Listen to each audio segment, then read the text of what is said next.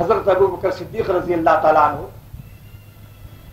یہ حضور صلی اللہ تعالیٰ علیہ وسلم کے بعد 2 سال کے بعد پیدا ہوئے، اور حضور صلی اللہ علیہ وسلم کی عمر میں ان کی عمر میں 2 سال چند ماہ کا فرق ہے۔ صدیق لقب ہے ان کا۔ علامہ علوسی رحمۃ اللہ علیہ نے صدیق کی 3 تعریف فرمائی۔ سورہ یوسف یا یوسف و ایھا صدیق کی تفسیر میں، یوسف و ایھا صدیق کی تفسیر میں صدیق کی 3 تعریف بیان کی۔ نمبر 1، صدیق اللہ والوں کا وہ اونچا طبقہ ہے، اولیاء اللہ کا وہ اونچا طبقہ ہے جس میں صدیقین ہوتے ہیں۔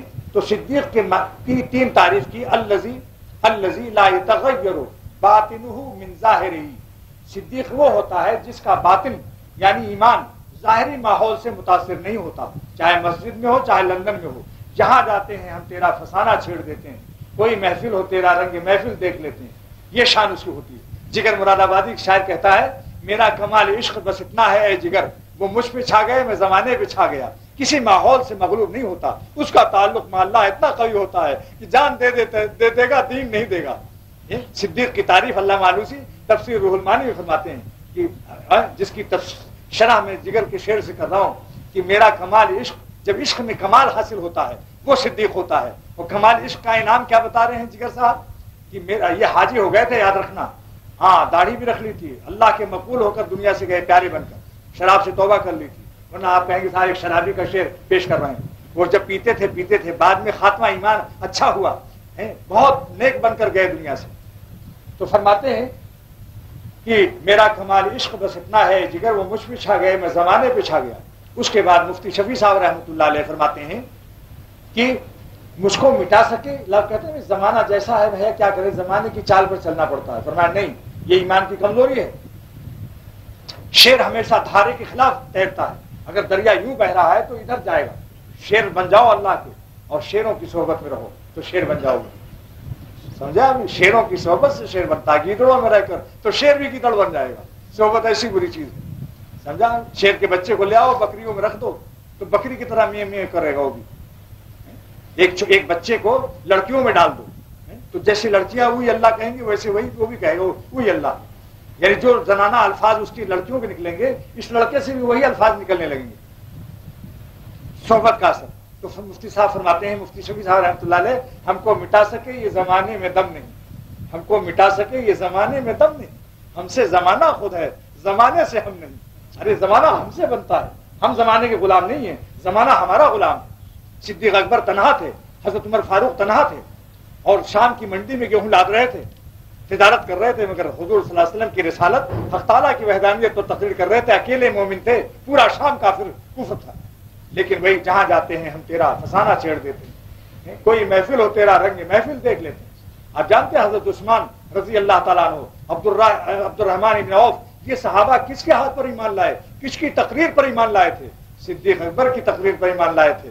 رسول خدا صلی اللہ علیہ وسلم ہر جگہ نہیں پہنچتے تھے، ان کے غلاموں کی اشار ہوتی تھی کہ ان کے غلاموں میں اللہ نے وہ آگ بھر دی اپنی محبت کی کہ صدیق اکبر نے عثمان رضی اللہ تعالیٰ عنہ دعوت کی، اثر ڈال دیا صحبت نبوت کا، فیضان نبوت پہنچا دیا، ایمان لے آئے۔ خیر، تو صدیق کی تعریف میں نمبر 1 کیا ہے؟ الذی لا یتغیر باطنہ من ظاہرہ، جس کا باطن اس کے ظاہر سے متاثر نہ ہو۔ نمبر 2، الذی لا یخالف قالہ حالہ، جس کا قال اس کے حال کے خلاف نہ ہو، جیسا اندر ایمان ویسا باہر ایمان۔ 2 ہو گئی۔ نمبر 3 کیا ہے؟ نمبر 3 یہ ہے کہ الذی یبذل الکونین فی رضا محبوبہ، جو دونوں جہان اللہ پر فدا کر دے اگر ضرورت پیش آئے، جو دونوں جہان خدا پر فدا کر دے۔ یہ صدیق نے کیا تھا جب غزوہ تبوک میں آپ نے فرمایا کہ اے لوگوں اپنے اپنے مال لاؤ، بہت تنگی ہے، فوج کا انتظام مشکل ہو رہا ہے، تو حضرت سیدنا ابو بکر صدیق رضی اللہ تعالیٰ عنہ سارا مال اٹھا لائے اور پوچھا کہ گھر کے لیے کیا چھوڑا؟ عرض کیا اللہ اور رسول کو چھوڑ کر آیا۔ شاعر مشرق کہتا ہے کہ شاعر مشرق اقبال صاحب کہتے ہیں، پروانے کو چراغ ہے، بلبل کو پھول بس، اور صدیق کے لیے ہے خدا کا رسول بس۔ اس شعر پر اعتراض کیا ایک اللہ والے نے۔ میرے شیخ مولانا عبد الغنی صاحب رحمۃ اللہ علیہ نے فرمایا کہ جب صدیق سے پوچھا گیا تھا، رسول اللہ صلی اللہ علیہ وسلم نے پوچھا کہ تم نے گھر میں کیا چھوڑا؟ تو صدیق تو فرما رہے ہیں میں نے اللہ کو چھوڑا اور رسول اللہ کو چھوڑا، یہ خالی رسول کو کیوں لیا انہوں نے؟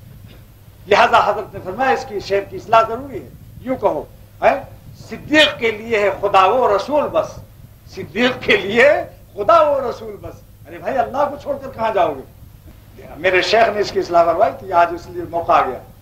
تو دوستو صدیق کا یہ آپ نے 3 تعریف سن لی، اب سنیے علامہ جلال الدین سیوطی رحمۃ اللہ علیہ فرماتے ہیں خصائص کبریٰ جلد اول صفحہ 29 پر، جو میں نے ابھی تعریف صدیق کی تینوں کی تھی، صفحہ 78 پارہ نمبر 13 روح المعانی کا حوالہ پیش کر رہا ہوں، صفحہ نمبر 78 پارہ نمبر 13، اس میں یہ صدیق کی تینوں تعریفیں روح المعانی میں لکھی ہوئی ہیں، جو حضرات اہل علم یہاں ہیں وہ اس کا مطالعہ کر سکتے ہیں۔